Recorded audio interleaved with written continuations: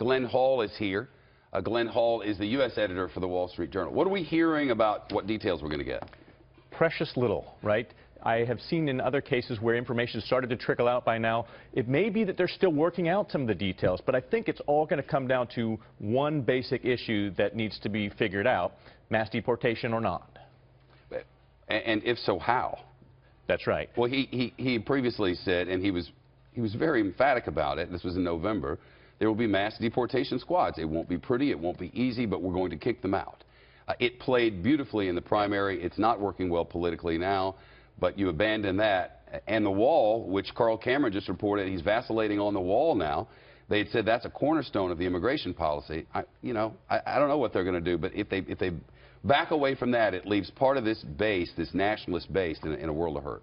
Yeah, sometimes you get confused between what Donald Trump is saying metaphorically, as in, I will start here and this will be my negotiating position, and other times where it was a firm line in the sand that his supporters really, really wanted him to keep. And we're trying to see, where does he come out with this new immigration policy? The things that he said in the last couple of weeks and his surrogates in the last couple of days, sticking to the idea that the border must be secured as a core principle. Then after that, any bad actors that are illegal in this country have to be out of the country right away.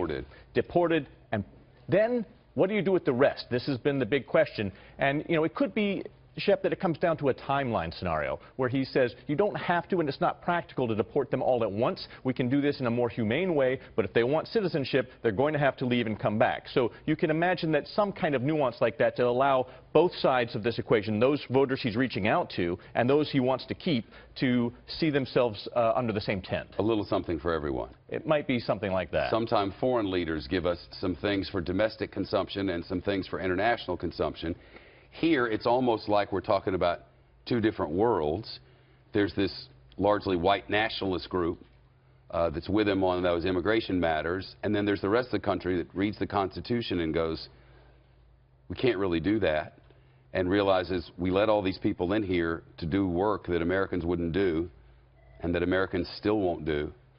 So constructing this policy in a way that works against Secretary Clinton is a formidable challenge, and I wonder if you're right, that they haven't really come up with the whole dang thing yet. Because he's said the policy a million times, but now he's just changing it. They want to, it's all down to the specifics, which is something that Donald Trump has typically avoided. Yeah. In this particular issue, he has been very specific and very strident, and how far back he can walk without losing voters that have been with him all along, and how far out he can reach to bring in those new voters, that's the nuance, and this has not been a campaign built on nuance so far. No. This will be 9 o'clock Eastern Time tomorrow. So in Megyn Kelly's hour, from coast to coast, here on Fox News Channel, we'll have live Team Fox coverage of that, and of course Hannity will follow like always. Thank you, Glenn.